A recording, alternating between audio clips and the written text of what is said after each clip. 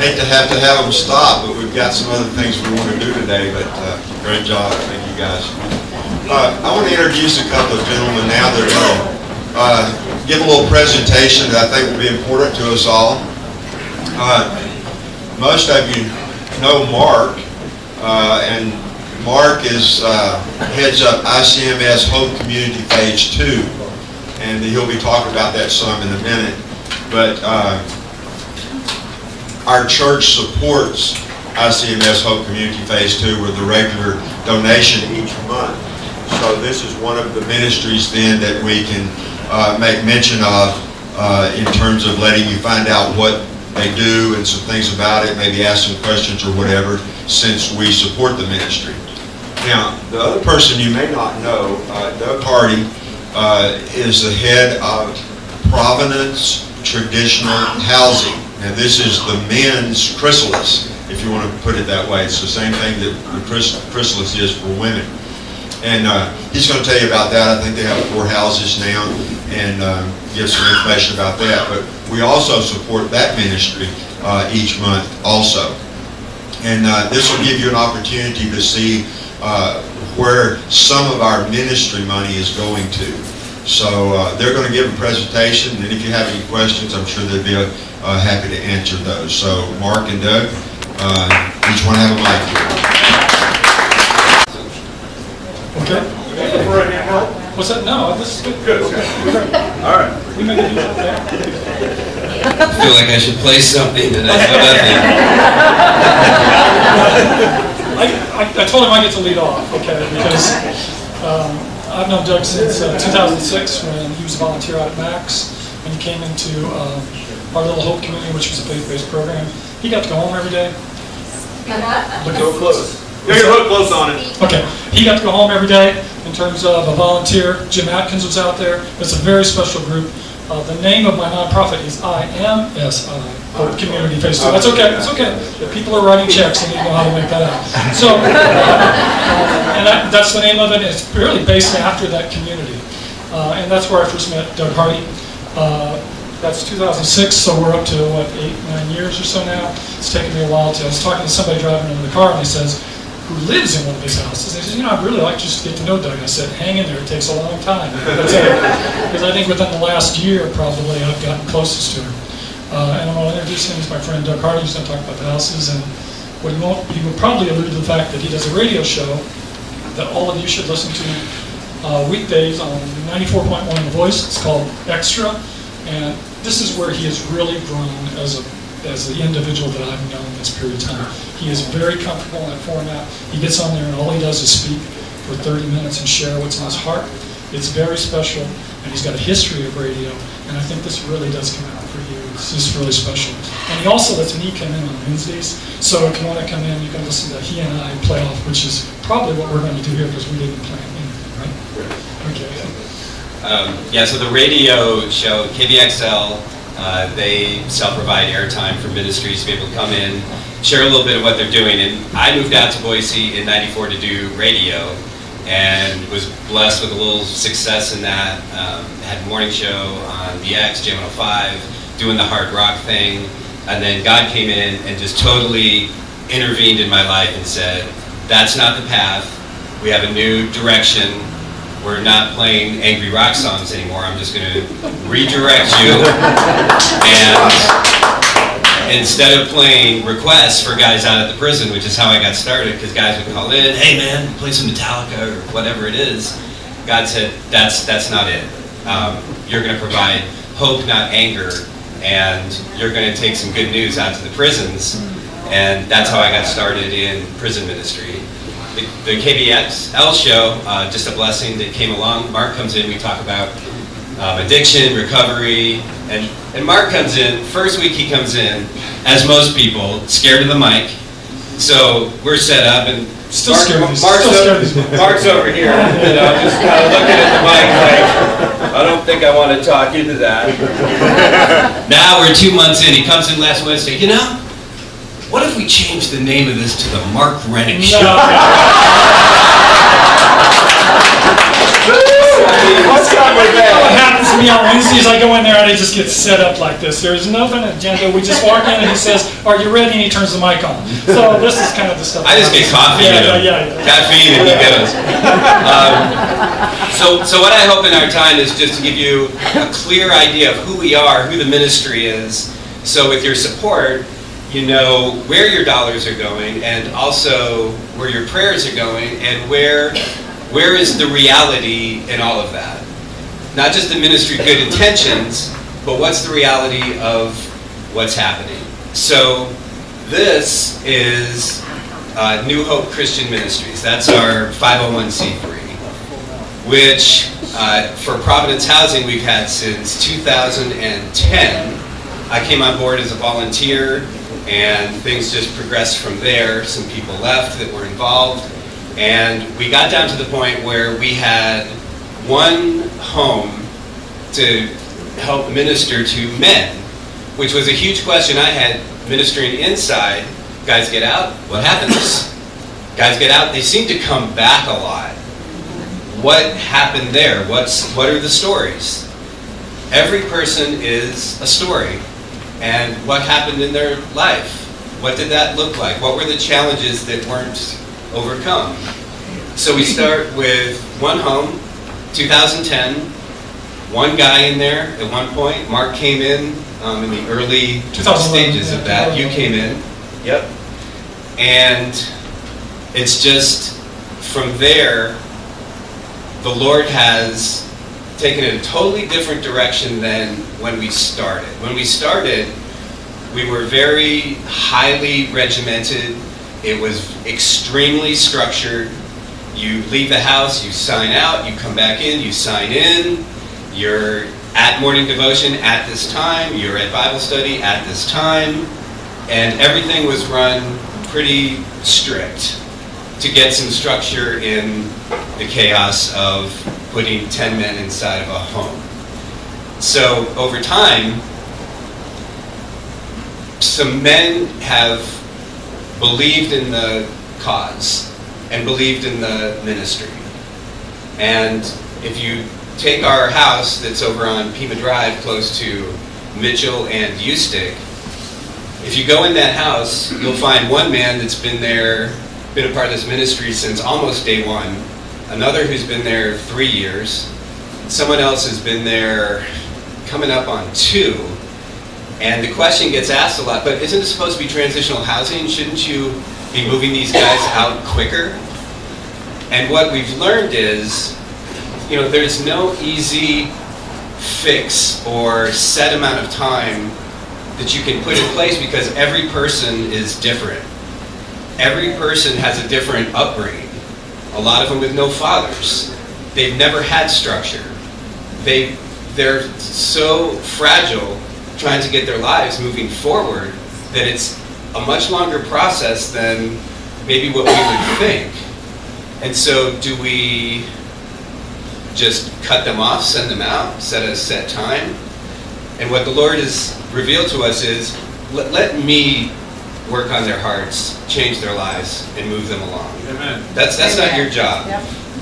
It's His timing, and it's what He's doing in someone's life.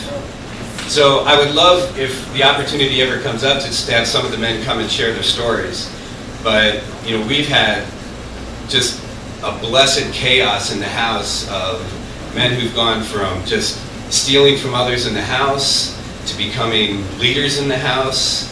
We've had those that just, you know, this close to going back to prison, and all of a sudden God does an amazing thing in their life, and now they're ministering to others in the house. We've had some commit some pretty notorious crimes in Boise while living at the house, and all that works together, you know, for God's glory. But we have our main house, which is, we've watched that mature, has an amazing normalcy to it. We've gotten rid of the sign in, sign out. We don't tell people they That's have because to I be was at one of the this first point. people there, right? Is that true? Is that right? Is that true? He got the ball rolling. You couldn't be trusted. Yes, I was. So, you know, what we have at one house is some maturity, mature believers that are ministering to others in the house. And when you walk in, it just feels normal. It really feels like, hey, I would just come and live here. It doesn't feel like a halfway house or a transitional house. It feels like home.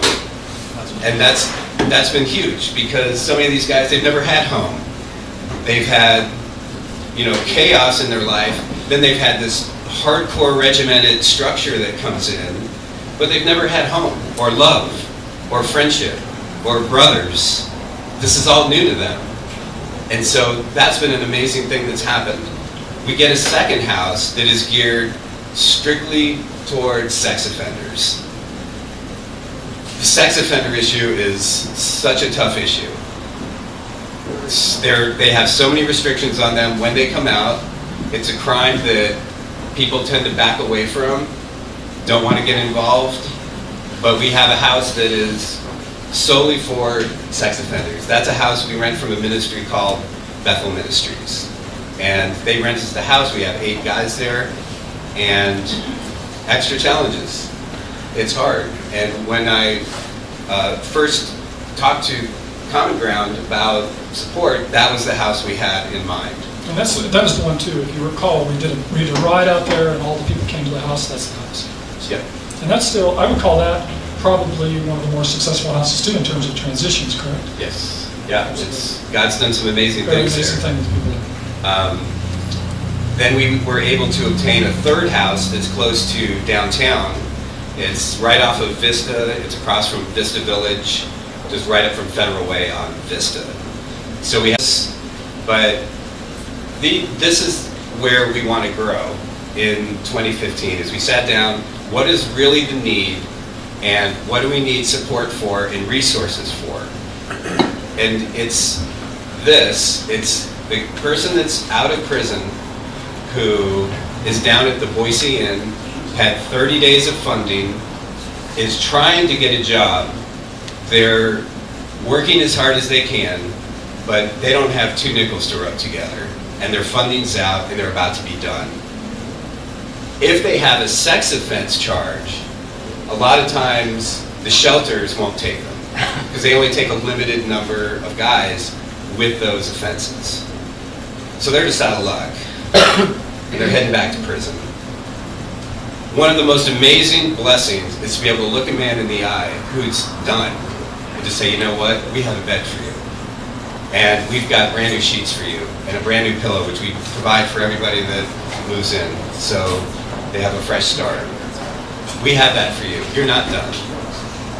God has forgiven me everything. And with all that God has done in my life, all I'm doing is sharing Christ's love with you. That's all this is. There's hope for you. There's hope for you in Christ. There's hope for you in the cross. And there's hope for you in this life. And we want to provide a bed for you. The other major issue in this town is Rhodes Park. If you're familiar with Rhodes Park, that's where the homeless community lives. They're out on the street. If you drive by Rhodes Skate Park down at 13th and Front Street, it's grown over the past 2 years. It's amazing. It used to be on one side, now it's over on 2 sides. It's grown darker. If you've seen the news, it's grown a lot more violent. If you look at that problem, it seems unsolvable. How do you even impact that?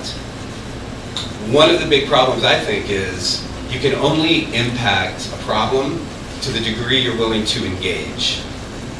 And some problems can't be solved just by throwing money at it or coming up with a great, system or program. You have to engage in someone's life, because they're people, they're individuals with different heartaches and different failures and different mental challenges, different drug issues, different relational issues. They're an individual, and there's not a one-size-fits-all for everybody to help move someone's life forward. So what do you have to do? You have to engage in someone's life. One of the things we hope to be able to do is to engage in someone's life and get someone off the street, bring them into a home, and try to battle with them and move them forward. I think too, that's one of the best things I've actually learned from Doug over the years is, because I didn't believe it at first, but the work that we do is, it's ministering to the person that's sitting next to you in the car. And that is really what it's about, because I can't say that everybody is different. Everybody's unique. We deal with recovery issues, and I want to put a plug in for a very nice recovery meeting that my group does on Wednesday nights. It meets at Bargain Auto Sales, which is on Shinden Boulevard next to Roxy Java. We're up to about 20 people who come to this every Wednesday night at 7:30. It's a victory over sin meeting. So if you're in a 12-step group or you're in some kind of a CR, I'll say CR, but I'm not supposed to say CR out loud, some kind of a Christian recovery group, and you're not quite getting enough, then come to this group. It's a very special group. And the thing I thought about this week that I hadn't even shared with you yet is that the core group of these people who actually are there every week to support are the core group of people who were at Hope Community in 2006, 2007, and 2008. And those are the people who are there every week. So if you don't think of what you guys did in terms of coming out to Max to minister to us, it is very powerful. People flow in and out of this group, but the core, as I look around at Mr. Brigman, who's always there, and people who are Craig Painter, who's always there, those are the guys that I was in prison with during those times. And they're the core people, and they stand up and they support, and we honestly open those people up every time. That's very powerful. I just thought about it this week. Yeah, absolutely. And the radio show brings us some people through that too. So it is the most exciting thing I do every week. Other than being on the radio too. So hopefully sometime we can put faces to all of that and you get a chance to meet some of the gentlemen. I just got a text message on my way over here today from a gentleman. Some of you I think might have met him. His name's Ron Moss, and he openly shared his testimony. So this is no story out of school. He was down at Rhodes Park, and he talks about staring at the pavement. And it's a very concrete life down there. You just, see and smell that cold pavement when you live down there. He thought he was done, and God just blessed us with the opportunity. We were doing a Bible study down there, and he started coming to it. We got to know him. He had nothing. We were able to bring him into a home, and he struggled. He tried going back to school. He tried a couple odd jobs, some phone sales, just couldn't get it going. And finally, he broke through. He got his CDL. He's driving truck long distance. And now he texts me pictures from the road. And it's always, you've come a long way from Rhodes Park as you're driving through upstate New York. He has been here a couple times. I was here just 3 weeks ago when he was back in town. He's a very special individual. I can remember being that first night and transferring his stuff up to Pima, and he was absolutely freaking out that he was out of the shelter and he was going someplace that was actually welcoming him into the family, and it was very special. And that's too often we don't have enough of those stories. We got those disappointing stories, but we were talking about it just before the show the other day, before it went on. It's like the work that we do it just makes you want to pull your hair out. It's so frustrating at times, but sometimes something like wrong happens, and you see that change in somebody, and it makes it worth everything, because we were lamenting how, I think, impoverished we were at that time. And, but, I get up every morning and I'm excited to go where I go every morning. And I don't care if the person who makes millions of dollars out there, hundreds of thousands of dollars out there, does not have the same excitement for their day than I do. And I think Doug shares that too. Correct? So, do we want to field questions? Questions? I was trying to time for that. If anybody has any questions, hopefully. What I will say is that what we're trying to do for the picnic this time is I've been working with the groups that are identified as prison ministry kinds of groups, and those are the other group home companies that you would name, or organizations. We're trying to have them there. We're also going to try to have a few major officials from the Department of Corrections there, so that they can see that all of us in prison ministry are getting together and singing Kumbaya. That has not been the case since I've been out for 4 years. We get together a couple times a year as volunteers, and we get up and we talk about how great our program is, and we don't talk. And so part of what you guys have done by making my organization viable is to start that discussion of bringing all these people together. That's what we need to do. We're all good Christians. We need to share. And so that's what we're attempting to do at the picnics this year. So your support has done that.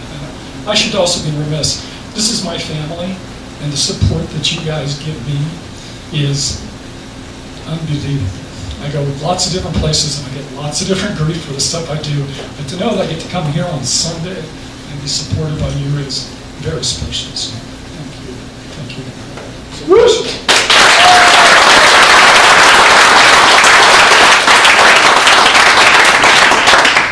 Maybe you already this, or said this, is it KBXL? It is. KBXL, it's 94.1. That's what, it's 94.1, and what time in the morning? It's in the afternoon. It's 1:45 till 2:15. And Mark is on Wednesdays. And you can go back and look at the old shows too.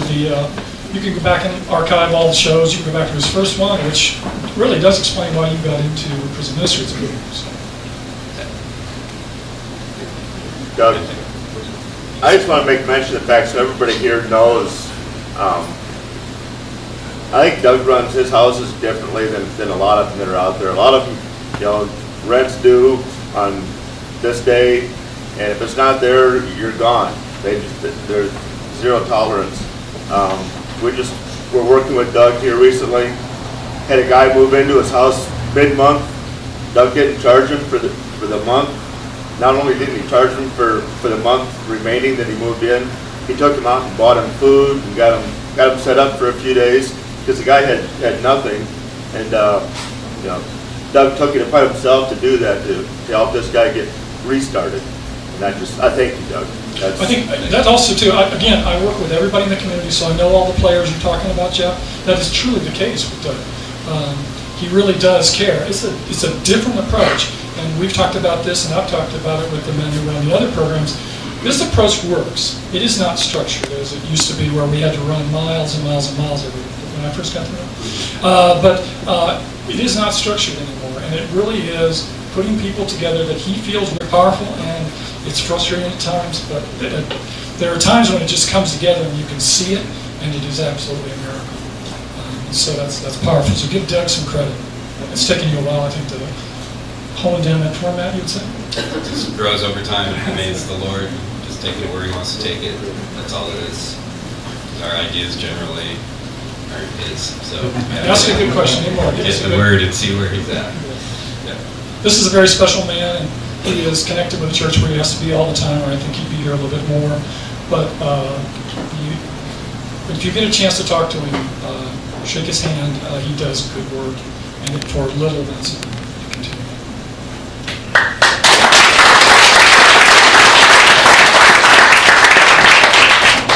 Yes. Be careful what you say over there. That's fine. I just would like to say that I live in one of his homes, and it's been a blessing, truly a blessing. God works in matters. It's just phenomenal because I had no place to go. I came out of prison 2 months ago. Doug accepted me in, and I only work part-time. He's been very patient with me and receives what I'm able to pay. And I just want you to know he is an awesome man. I love what he does.